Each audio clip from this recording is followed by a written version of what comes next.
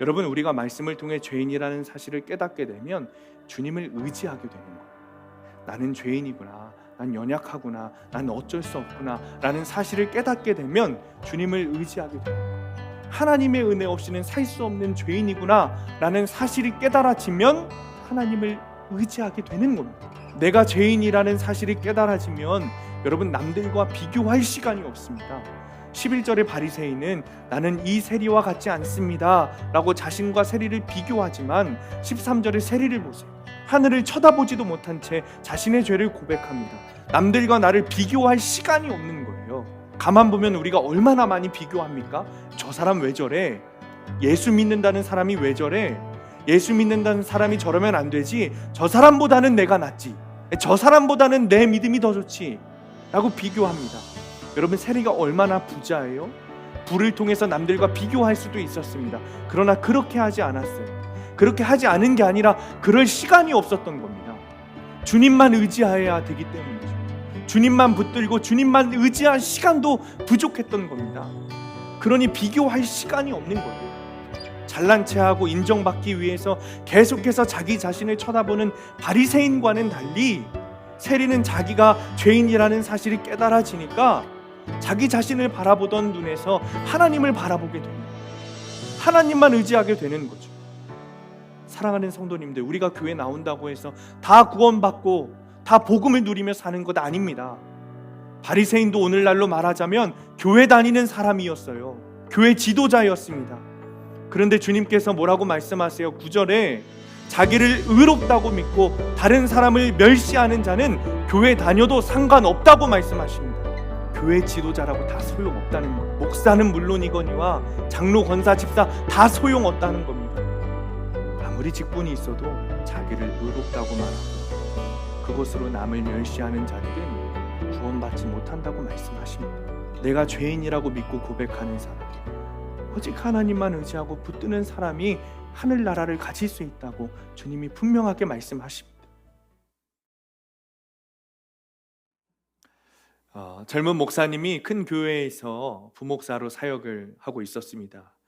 이 교회 담임 목사님은 아주 유명한 부흥사 목사님이셨는데 이 젊은 목사님이 담임 목사님의 비서로 사역을 했습니다. 그날도 담임 목사님이 어느 교회에서 부흥회를 마치시고는 축도 시간이 되었는데 이 담임 목사님이 급한 일이 생기시는 바람에 축도를 못하고 다급하게 가시게 되었습니다. 그래서 이 같이 오신 부목사님에게 축도를 맡기기로 했습니다. 이 사실을 알게 된 부목사님은 그때부터 긴장이 되고 계속해서 축도를 연습하기 시작했어요. 왜냐하면 비서로 사역을 하다 보니까 설교를 할 기회도 별로 없고 축도를 할 기회도 별로 없었기 때문입니다. 그래서 축도를 시작할 때 속으로 지금은 이라고 해야 되나, 이제는 이라고 시작을 해야 하나 속으로 고민을 하다가 축도 시간이 돼서 강단에 올라갔습니다.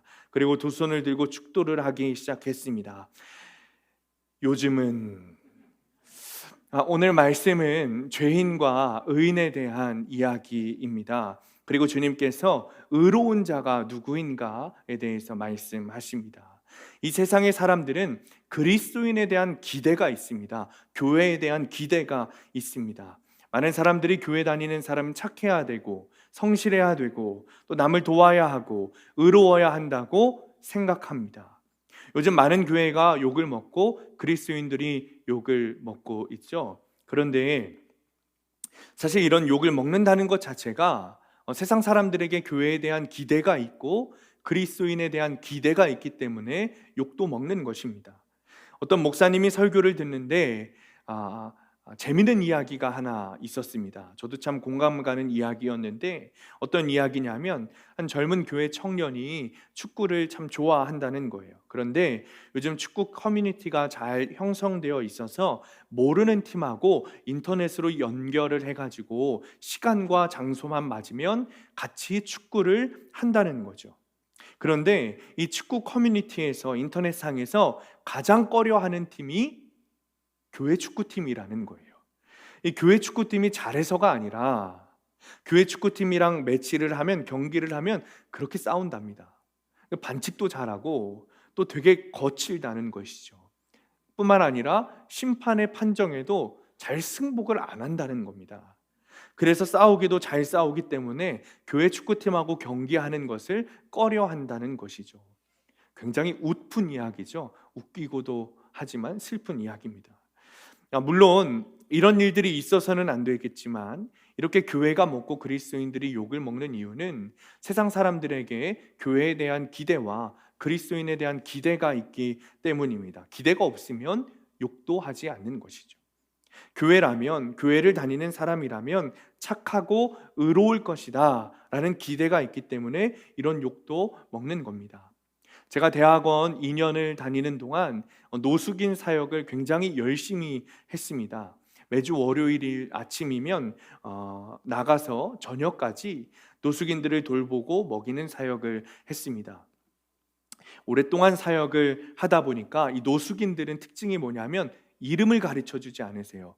도망치는 분들이 많기 때문에 절대 이름을 가르쳐 주지 않는데 2년을 사역을 하다 보니까 친해지고 익숙해져서 이름도 가르쳐 주시는 분들이 계시고 서로 이름을 부르면서 반갑게 인사하는 사이가 되었습니다. 그런데 여러분, 정말 이 땅에 어려운 사람들이 많은 것을 어떻게 할 수 있냐면 매주 새로운 노숙인들이 생깁니다. 매주 못 보던 얼굴들이 있어요. 그런데 이 새로 오신 분들에게도 핫팩을 나눠드리고 양말도 나눠드리고 먹을 것도 나눠드리고 하면 꼭 하시는 이야기가 있습니다. 정확하게 이 문장입니다. 교회에서 왔어? 라는 문장이에요. 여전히 이 땅의 교회가 소망이고 여전히 그리스도인이 이 땅의 소망입니다. 여전히 그리스도인들이 의로운 일을 하고 여전히 그리스도인들이 이 땅을 아름답게 합니다. 믿음 있는 사람들이 해야 하는 일이죠. 의로운 일이 무엇인지, 이 땅에서 천국을 품고 하나님 나라를 소망하는 사람들이 해야 하는 일이 무엇인지 알기 때문에 우리 그리스도인들이 이런 일들을, 의로운 일들을 감당하고 있는 것입니다. 여러분, 예수 믿고 천국 백성 되었습니까? 여러분, 지금 죽으면 천국에 갈 수 있는 믿음이 있습니까? 우리가 이 질문에 정말 아멘이라고 대답하는 것이 맞는 걸까요? 사실 이 질문은 우리 부흥사 목사님들이, 선배 목사님들이 굉장히 많이 하셨던 질문입니다. 그러면 온 성도들이 큰 목소리로 아멘하고 외치고는 했습니다. 우리 교회와는 다릅니다. 그렇죠? 저는 어떤 의도에서 선배 목사님들이 이런 질문을 하셨는지는 알지만 다른 방향으로 생각해 보면 사실 이 질문에 우리는 아멘이라고 대답해서는 안 되는 것이죠. 이 질문은 많은 그리스도인들을 바리새인으로 만들었던 질문입니다. 여러분은 지금 죽으면 천국에 갈 수 있다는 확신이 있습니까? 아멘 하고 외치면서 속으로 나는 괜찮다, 나는 의롭다, 나는 죄인 아니다, 나는 지금 죽으면 천국에 갈 수 있다, 나는 저 사람하고는 다르다 라고 생각하게 했습니다. 더 나아가서 비교하게 했죠. 나는 저 사람과는 달라, 나는 저 사람보다는 의로워 라고 생각하게 했습니다. 심지어 비판까지 하게 했습니다. 예수 믿는다는 사람이 저렇게 살면 안 되지, 예수 믿는다는 사람이 11조 하면 안 되지 라면서 아주 편하게 비판하게 만들었습니다. 오늘 본문은 예수님의 비유입니다. 예수님의 비유를 보면 바리새인과 세리가 지금 성전으로 올라갑니다. 성전으로 올라가는 이유는 기도를 하기 위해서 올라갔어요. 그런데 이 바리새인의 모습과 세리의 모습이 아주 정반대입니다. 바리새인과 세리는 서서 따로 기도하는데 정황상 바리새인은 성전 가장 깊은 곳, 하나님을 가장 가까이 만날 수 있다고 생각되는 그곳에서 기도했습니다. 그리고 세리의 모습을 비교하여 보았을 때 이 바리새인은 하늘을 똑바로 쳐다보면서 당당한 모습으로, 그리고 두 팔을 하늘을 향해 쭉 뻗으며 기도했을 것입니다. 그리고 아주 큰 목소리로 하나님 앞에 부르짖으며 기도하는 것이 아니라 다른 사람들 다 들으라고 큰 목소리로 기도했을 것입니다. 이 바리새인이 이렇게 기도했습니다. 주님, 나는 다른 사람과는 다릅니다. 남의 것을 빼앗거나 불의하거나 간음한 자와는 다릅니다. 더군다나 나는 이 세리와는 다릅니다. 이 세리는 우리 동포의 것들을 빼앗아 로마에 바치는 매국노입니다. 뿐만 아닙니다. 나는 일주일에 2번씩 금식합니다. 그리고 11조도 꼬박꼬박 합니다. 바리새인다운 기도죠. 그런데 같이 올라간 세리의 기도는 다릅니다. 바리새인처럼 많은 것을 막 주저리 기도하지 않아요. 일단 자세부터 다릅니다. 13절에 보니까 세리는 바리새인처럼 성전 가장 깊은 곳으로 갑니다. 가지 못합니다. 아무래도 성전 입구 근처에 서서 두렵고 떨리는 마음으로 기도한 것 같아요. 심지어 눈을 들어 하늘을 쳐다보지도 못합니다. 그저 가슴을 치며 이렇게 기도하는 거예요. 주님, 나를 불쌍히 여겨주세요. 나는 죄인입니다. 그러자 주님께서 이렇게 말씀하세요. 14절에 내가 너희에게 이르노니 이에 저 바리새인이 아니고 이 사람이 의롭다. 우리는 이 말씀을 읽으면서 보통 이렇게 생각하죠. 세리는 믿음이 있고 바리새인은 믿음이 없구나. 이렇게 단순하게 생각합니다. 그러나 오늘 말씀은 바리새인이라는 특정한 계층에게 하신 말씀이 아닙니다.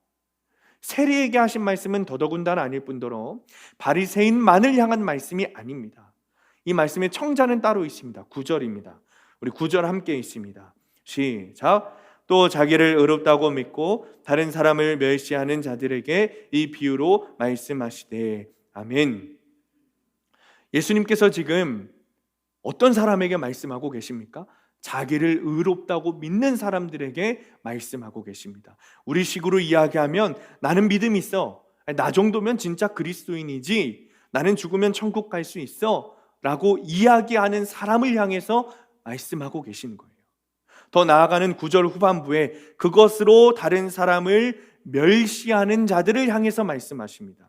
이런 거죠. 아이고, 저 사람 믿음 없어. 믿음 있다고 하는 사람이, 교회 다닌다는 사람이 왜 저래? 예수 믿는 사람이 저러면 안 되지 라고 말하면서 다른 사람을 깎아내리고 멸시하는 사람들을 향해서 주님이 지금 말씀하고 계신 거예요. 사실 종교적으로 보면 바리새인이 더 뛰어납니다. 살아가는 모습도 점잖고 세련되었어요. 어디를 가도 환영받고 사람들이 부러워하는 삶입니다. 바리새인은 의로운 외양을 갖추는데 타의 추종을 부러워할 만큼 아주 철저한 사람이었습니다. 율법에 깊은 관심을 기울이고 율법을 지키는 데 한해서는 1등이었습니다. 1등. 그러면서 자신들의 의로움을 보여주고자 했죠. 그런데 상대적으로 세리는 배신자입니다. 한마디로 죄인이에요. 그는 물질적으로 풍족한 부자였지만 유대인들이 보기에는 죄인이었어요. 그러니까 유대인들이 보기에 여러분 누가 천국 갈 것 같습니까? 바리새인들이 천국 간다고 믿었어요. 이 세리는 지옥 갈 거라고 얘기했습니다. 그들이 스스로도 그렇게 생각했을 겁니다. 바리새인도 스스로 나는 천국에 갈 거야 라고 생각하며 살았고, 이 세리는 나는 지옥에 갈 수밖에 없을 거야 라고 생각하며 살았습니다. 그런데 주님께서 이런 유대교의 가르침을 완전히 뒤바꾸셨어요. 누가복음의 공통 주제는 하나님 나라입니다. 한마디로 구원의 문제라는 거죠. 그래서 오늘 비유는 구원은 어떻게 받는가, 하나님 나라는 어떻게 가는가라는 주제입니다.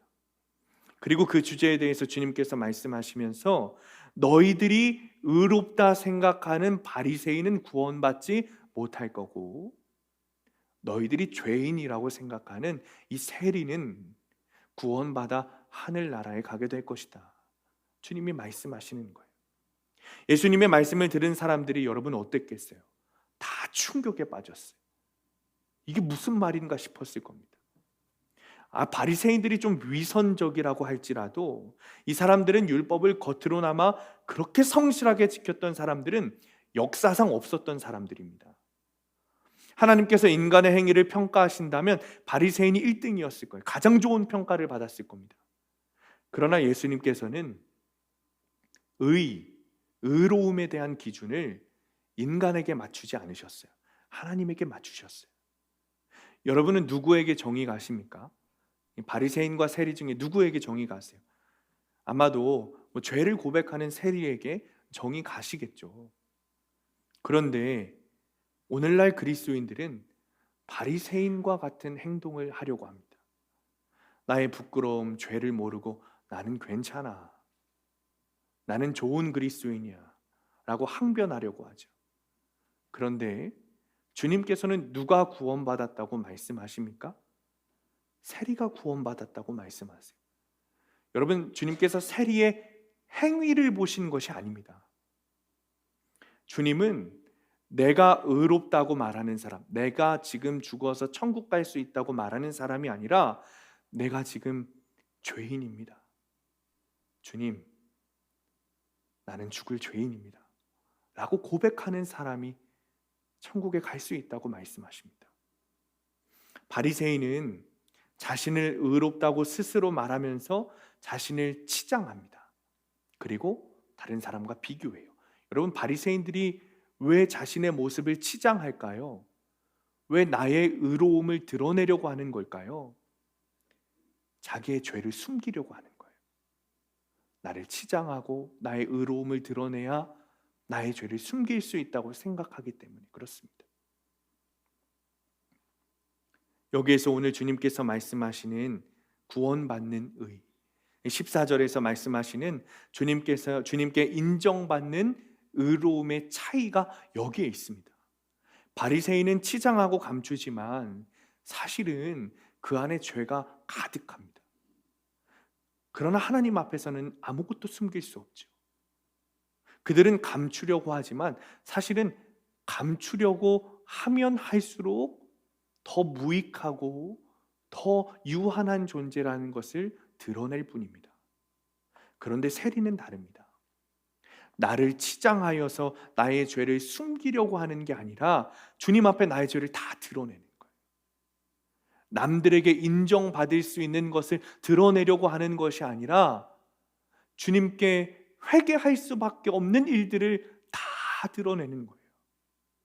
나의 죄를 나도 알고 남도 알고 하나님도 아시니 속일 수 없습니다 라고 고백하는 것이죠. 그러니 13절에 이렇게 말하는 겁니다. 우리 같이 읽을까요? 13절 시작. 세리는 멀리 서서 감히 눈을 들어 하늘을 쳐다보지도 못하고 다만 가슴을 치며 이르되 하나님이여 불쌍히 여기소서 나는 죄인이로소이다 하였느니라. 아멘. 여러분, 자기 객관화라는 말이 있습니다.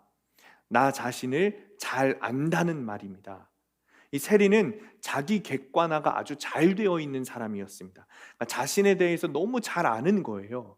그는 본인의 기도에서 나는 죄인일 뿐입니다 라고 기도했습니다. 죄인이라는 말은 하나님의 전적인 은혜와 용서가 필요한 사람이다 라는 뜻입니다. 하나님께만 소망을 둘 수밖에 없는 존재입니다 라는 뜻입니다. 요즘 우리 큐티를 통해서 전도서 말씀 묵상하고 있잖아요. 전도서의 주제는 하나같이 동일합니다. 이 세상은 헛되고 헛되다는 거예요. 지혜라고 할지라도 그것이 세상으로부터 온 것이라면 다 헛되다는 것이죠. 그리고 전도자 솔로몬의 결론은 참된 지혜는 지식으로 많이 알고 권세가 있고 돈이 많고 세상적 지혜가 뛰어난 것이 아니라 오히려 주님, 나는 지혜가 없습니다. 나는 연약합니다. 나는 죄인이니 그래서 주님만 의지합니다. 오직 주님만 붙듭니다 라는 고백이 가장 참된 지혜라는 겁니다. 그것이 그리스도인의 자기 객관화예요. 나는 지금 죽으면 천국 갈 수 있습니다 라는 말에 아멘 하고 대답하는 것이 아니라, 그렇게 대답한다고 구원받는 것이 아니라, 주님, 지금 내가 죽으면 도저히 천국에 갈 수 있을 것 같지가 않습니다. 나는 죄인입니다. 나를 불쌍히 여겨주옵소서. 이렇게 고백하고 기도하는 것이 참된 지혜이고 구원받는 믿음이라는 거예요. 바리새인처럼 자신의 죄를 감추고 치장하고 오히려 다른 사람들에게 인정받으려고 더 의를 드러내고 잘난 체 한다면 오히려 구원의 길에서 멀어집니다. 이런 일이 반복되면 죄를 부끄러워하지 않게 됩니다. 남을 속이고 하나님을 속이려다가 나까지 속이게 되는 거예요. 나까지 속이게 되면 내 안에 있는 죄를 발견하지 못하고, 내 안에 있는 죄를 발견하지 못하면 회개하지 못하고, 회개하지 못하면 영원한 사망에 이르는 겁니다. 한 교회에 성도님들과 목사님 사이에서 이 목사님의 설교에 대한 평가가 달랐습니다. 성도님들이 생각하기에는 이 목사님의 설교 준비가 좀 미흡하다. 그러니까 목사님이 설교 준비를 좀 잘 안 하시는 것 같다라고 생각을 했습니다. 그리고 목사님은 자신의 설교가 뛰어나다고 생각해 왔습니다. 그러던 어느 날 목사님이 그렇게 자기의 설교가 뛰어나다고 생각하는 이유를 이 성도님들이 알게 됐어요. 설교 시간에 목사님이 이렇게 말씀하시는 거예요. 자기는 설교 준비에 자신이 있다는 겁니다. 남들은 설교 준비를 엄청 오랫동안 준비하는데 자기는 그렇게 하지 않는다는 거예요. 어떻게 하냐면 남들은 설교 준비를 오랫동안 하지만 자기는 설교 준비 미리 하지 않고 주일 아침에 집에서 교회로 오는 차 안에서 기도하면 성령님이 다 알려주신다는 거예요. 그래서 주일날 사택에서 교회로 오는 차 안에서 기도하고 준비해도 자기는 충분히 설교를 잘한다고 말씀을 하시는 거예요. 그 말씀을 들은 성도님들이 다음 날 목사님의 사택을 이전보다 더 먼 거리로 이사시켜 드렸다는 거예요. 여러분, 유머스러운 이야기지만 이 목사님은 남을 속이고 하나님을 속이다가 나도 속은 거예요. 자기 스스로 속은 거죠. 그러니 설교 준비를 제대로 하지 않는 것이 죄인 줄 모르게 된 겁니다. 사랑하는 성도님들, 자기 죄를 숨기고 치장하고 감추다 보면 부끄러움을 모르게 됩니다. 죄인 줄 모르게 되는 거예요. 남도 속이고 하나님도 속이다가 스스로까지 속이게 되면 결국에는 영원한 사망에 이르게 되는 겁니다. 그러니 우리가 매일매일 큐티하면서 매일매일 죄 보는 일은 우리의 영혼 구원을 위해서 해야 하는 일입니다. 아유, 목사님 이제는 죄 이야기 그만하세요. 좋은 이야기, 축복되는 이야기 좀 해주세요. 하셔도 저는 계속 이 이야기를 할 거예요. 이것이 여러분이 구원받는 이야기이기 때문에 그래요. 저는 여러분에게 여러분 우리 괜찮습니다. 우리 의롭습니다. 우리 교회는 의인밖에 없습니다. 라고 이야기하다가 여러분을 지옥으로 보내는 일을 하고 싶지가 않습니다. 리처드 범브런트 목사님은 공산주의 치하에 있던 루마니아에서 지하교회를 이끄시던 목사님이십니다. 범브란트 목사님은 기독교인이라는 이유로 14년이 넘도록 공산주의 감옥에서 수감하셨습니다. 그리고 굉장한 고문을 당하셨어요. 범브란트 목사님이 감옥에서 기도하시던 중에 예수님의 목소리를 들으셨답니다. 그런데 예수님께서 이런 질문을 하시더랍니다. 너의 이름이 무엇이냐? 이 질문을 듣는데 범브란트 목사님 안에 이런 생각이 드셨대요. 우리 예수님은 신이신데 내 이름이 리처드 범브란트라는 것 정도는 주님이 아시지 않을까? 이걸 왜 물으실까? 생각하는 찰나에 자기 이름을 대답하려고 하는데 도저히 이름을 말하실 수가 없다는 거예요. 내 이름은 리처드 범브란트입니다 라는 말이 속에서는 계속 맴도는데 도저히 하실 수 없었다는 거예요. 혹 내 이름을 이야기했다가 주님께서 야, 도저히 너를 모르겠다. 네가 누구인지 도무지 내가 모르겠다. 이렇게 말씀하실까 봐 자기 이름을 이야기하지를 못하겠다는 거예요. 그리고는 예수님께 이렇게 대답하셨답니다. 예수님, 저는 이름이 없습니다. 저는 그저 죄인입니다. 당신의 이름을 가지도록 허락해 주소서. 사랑하는 성도님들, 이것이 살아있는 순교자라고 불렸던 리처드 범브란트 목사님의 고백입니다. 여러분, 이 이야기가 세상의 범죄자, 도둑, 강도의 이야기가 아닙니다. 그리스도인이라는 이유로 감옥에 갇혀서 죽어가던 사람의 고백입니다. 이런 사람마저도 내가 의롭다고 말하지 못합니다. 나는 이름 없습니다. 나는 죄인입니다. 라는 고백을 하곤 하는 것이죠. 여러분에게 이런 말들이 여러분의 마음을 거북하게 만들고 힘들게 하고 듣기 싫어도 저는 계속 외칠 거예요. 실은 그것이 축복의 말씀이기 때문에 그렇습니다. 사실은 이 말이 여러분을 구원으로 인도하는 말씀이기 때문에 그렇습니다. 오늘 주님께서 분명히 말씀하셨습니다. 나는 죄인입니다. 주님, 나를 불쌍히 여겨주소서 라는 이 세리의 말이 의롭다고 말씀하셨어요. 이 세리가, 이 고백을 한 세리가 구원받는다고 말씀하셨습니다.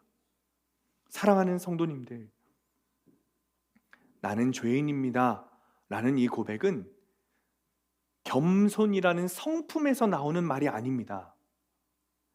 여러분, 성품적으로 겸손한 사람들이 있습니다. 그렇죠? 그냥 스스로 평소에 자기를 높이지 않고 낮추고 겸손하게 말하고 행동하는 사람들이 있습니다. 덜어 있어요. 그러나 나는 죄인입니다 라는 말은 그 겸손에서 나오는 말이 아닙니다. 정말 주님의 말씀으로 내가 죄인이구나 깨달아질 때 할 수 있는 고백입니다. 그동안 나 정도면 의롭지, 나 정도면 예수 믿는 사람이지, 나 정도면 천국 갈 수 있지 라고 생각하고 계셨다면 여러분 깨달으셔야 돼요. 의인이 아니라 죄인입니다. 그래야 구원받을 수 있다고 말씀하세요. 그 이유에 대해서 사실은 오늘 본문 뒷부분인 15절부터 17절의 말씀을 통해 그 이유를 주님께서 알려주십니다.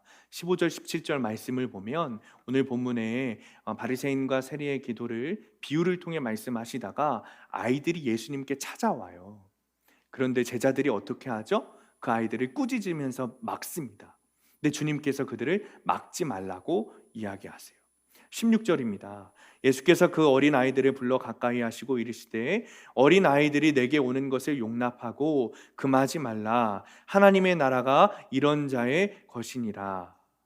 여러분, 여기에 답이 있습니다. 그러니까 우리가 죄인이라고 고백해야 하는 것도 알겠고 주님께서 말씀하시는 구원의 기준이라는 사실도 알겠는데 이게 왜 구원의 기준이라는 거냐? 많은 사람들이 15절부터 17절의 말씀을 통해서 아이들이 순수하니까 순수한 믿음을 가져야 구원받는다는 말씀 아니겠습니까? 순수한 믿음을 가져야 하나님 나라를 취할 수 있다고 주님께서 하시는 말씀 아닙니까? 라고 생각하세요. 그런데 여러분, 아이들이 순수합니까? 여기 대부분 아이들을 키워보셔서 아시지만 여러분, 아이들이 착합니까? 순수합니까? 그렇지 않습니다. 저도 처음에는 아이들이 순수하다고 생각했어요. 그런데 애 낳고 키워보니까 아니더라고요. 잘 싸우고 잘도 꼬집고 잘도 때리고 잘도 숨깁니다. 잘도 거짓말해요. 서로 놀리고 막 협박하고 난립니다. 화나면 자기 분에 못 받쳐가지고 막 울어요. 저는 그게 왜 우나 했는데 살펴보니까 화가 나서 우는 거더라고요. 화가 나서. 아이들이 순수하지 않습니다. 오히려 악합니다. 아담으로부터 내려오는 죄가 어쩔 수 없는 겁니다. 그럼 주님께서 왜 하나님의 나라가 이런 아이들과 같은 사람들의 것이다 라고 말씀하셨을까요? 이것은 순수함에 대한 이야기가 아닙니다. 아이들의 또 한 가지 특징이 있어요. 부모를 의존한다는 거예요. 엄마 아빠를 의지한다는 겁니다. 아이들 중에 엄마 아빠를 의지하지 않는 아이는 단 한 명도 없습니다. 아이들은 잘못하고 혼날 때도 엄마 아빠를 의지합니다. 저희 딸내미 혼내다 보면 정말 웃긴 게 뭐냐면 자기가 혼나다가 울음이 터지면 혼내는 제 바짓가랑이를 붙잡고 웁니다. 그럼 더 이상 혼낼 수가 없죠. 사실 어떤 아이든 그렇습니다. 아이는 부모를 의지합니다. 여러분, 우리가 말씀을 통해 죄인이라는 사실을 깨닫게 되면 주님을 의지하게 되는 거예요. 나는 죄인이구나, 난 연약하구나, 난 어쩔 수 없구나 라는 사실을 깨닫게 되면 주님을 의지하게 되는 거예요. 하나님의 은혜 없이는 살 수 없는 죄인이구나 라는 사실이 깨달아지면 하나님을 의지하게 되는 겁니다. 내가 죄인이라는 사실이 깨달아지면 여러분, 남들과 비교할 시간이 없습니다. 11절의 바리새인은 나는 이 세리와 같지 않습니다 라고 자신과 세리를 비교하지만 13절의 세리를 보세요. 하늘을 쳐다보지도 못한 채 자신의 죄를 고백합니다. 남들과 나를 비교할 시간이 없는 거예요. 가만 보면 우리가 얼마나 많이 비교합니까? 저 사람 왜 저래? 예수 믿는다는 사람이 왜 저래? 예수 믿는다는 사람이 저러면 안 되지. 저 사람보다는 내가 낫지. 저 사람보다는 내 믿음이 더 좋지. 라고 비교합니다. 여러분, 세리가 얼마나 부자예요? 부를 통해서 남들과 비교할 수도 있었습니다. 그러나 그렇게 하지 않았어요. 그렇게 하지 않은 게 아니라 그럴 시간이 없었던 겁니다. 주님만 의지해야 되기 때문이죠. 주님만 붙들고 주님만 의지할 시간도 부족했던 겁니다. 그러니 비교할 시간이 없는 거예요. 잘난 체하고 인정받기 위해서 계속해서 자기 자신을 쳐다보는 바리새인과는 달리 세리는 자기가 죄인이라는 사실이 깨달아지니까 자기 자신을 바라보던 눈에서 하나님을 바라보게 되는 거예요. 하나님만 의지하게 되는 거죠. 사랑하는 성도님들, 우리가 교회 나온다고 해서 다 구원받고 다 복음을 누리며 사는 것 아닙니다. 바리새인도 오늘날로 말하자면 교회 다니는 사람이었어요. 교회 지도자였습니다. 그런데 주님께서 뭐라고 말씀하세요? 9절에 자기를 의롭다고 믿고 다른 사람을 멸시하는 자는 교회 다녀도 상관없다고 말씀하십니다. 교회 지도자라고 다 소용없다는 거예요. 목사는 물론이거니와 장로, 권사, 집사 다 소용없다는 겁니다. 아무리 직분이 있어도 자기를 의롭다고 말하고 그것으로 남을 멸시하는 자들은 구원받지 못한다고 말씀하십니다. 내가 죄인이라고 믿고 고백하는 사람, 오직 하나님만 의지하고 붙드는 사람이 하늘나라를 가질 수 있다고 주님이 분명하게 말씀하십니다. 여러분, 저도 이런 사람이었습니다. 저도 오늘 본문에서 말하는 바리새인과 같은 사람이 저였습니다. 스스로 의롭다고 생각했던 사람이요, 저였어요. 그런데 사실은 내 안에 죄를 숨기고자 다른 사람도 속이고 하나님도 속이고 나 스스로도 속이던 사람이 저였어요. 교만의 죄, 음란의 죄 다 짚고도 감추려고 의로운 척 포장하던 사람이 저였습니다. 사실 저희 목회자들 사이에서 저의 이력서는 화려합니다. 남들이 가고 싶어하는 교회에만 사역했어요. 제 대학원 성적표는 거의 만점에 가깝습니다. 그런데 사실은 그것이 다 의로운 척 하려고 내 죄를 숨기려고 만들었던 수단이었어요. 그냥 그것이 하나님의 은혜라고 포장하고 싶었어요. 내 안에 있는 죄들을 감추고 싶어서 그랬습니다. 의로운 척했죠. 이런 식으로 여러분 굉장히 잘 속였습니다. 제가 남은 물론이고요, 하나님도 잘 속였어요. 그러니까 나 스스로도 속겠더라고요. 속았습니다. 그러니 내 속에 있는 죄를 깨닫지 못하는 지경에 이르렀습니다. 회개할 거리가 생각나지 않아서 기도하지 못하는 지경에 이르렀어요. 그러니 주님께서 그때 저에게 고난을 주셨어요. 우울증과 공황장애가 그것이죠. 여러분, 그것이 저를 살리시기 위한 하나님의 고난이라는 사실이 이 말씀을 보니까 그제서야 깨달아지더라고요. 그 고난을 통해 말씀을 붙잡게 하셨고 하나님을 의지하게 하셨고 나의 죄를 깨닫게 하셨습니다. 회개하지 못하고 꽁꽁 잘도 숨겨두었던 죄들을 꺼내서 회개하게 하시고 그러고 나니 고난도 해결해 주셨어요. 그러니 이제는 의로운 척하면서 살려고 하지 않습니다. 매일매일 큐티하면서 말씀 보면서 내 죄 찾으려고 합니다. 내가 지은 죄, 여전히 회개받지 못한 죄, 회개받았다고 생각했던 죄, 또 알면서 지은 죄, 회개했으면서 또 지은 죄, 계속 찾습니다. 계속. 주님 아니면, 말씀 아니면 내가 살 수 없는 존재라는 사실이 깨달아지니까 그렇게 할 수밖에 없는 거예요. 우리 교회 한 성도님의 고백입니다. 자신의 삶의 고난을 나누었어요. 동생이 심각한 우울증으로 계속해서 자해를 하는 거예요. 자해를 할 때마다 응급실에 가야 되고, 멀리서 일을 하고 있어도 일이 터지면 집으로, 병원으로 달려와야 했습니다. 이런 고난들이 너무 힘들고 지치다는 거예요. 여러분, 우리라면 하나님을 정말 원망했을 거예요. 그런데 이 성도님은 이런 고난을 겪으면서도 하나님을 원망하지 않습니다. 지치고 힘든 것은 분명한데 자기 동생을 좀 살려야겠다는 거예요. 그 살리는 방법이 말씀밖에 없다는 겁니다. 그리고 이 고난이 다른 누구의 죄가 아니라 자기 죄 때문이라고 고백합니다. 나 때문에 찾아왔대요. 내가 죄인이라 우리 집에 이런 고난이 있대요.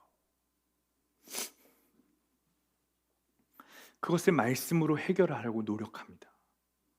원망이 아니라 하나님을 의지하는 거예요. 말씀을 의지하는 거예요.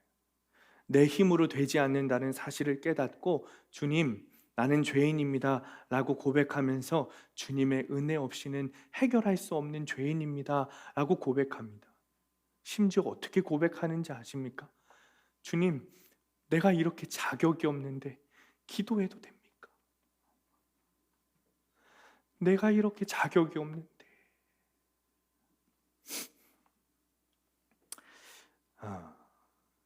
그저 기도할 수 있다는 것에 감사해 하더라고요. 그저 말씀을 통해 해결받을 수 있다는 그 믿음을 감사하더라고요. 그래서 동생 책상 위에 큐티책도 올려놓고 가끔 예수님 이야기도 하고.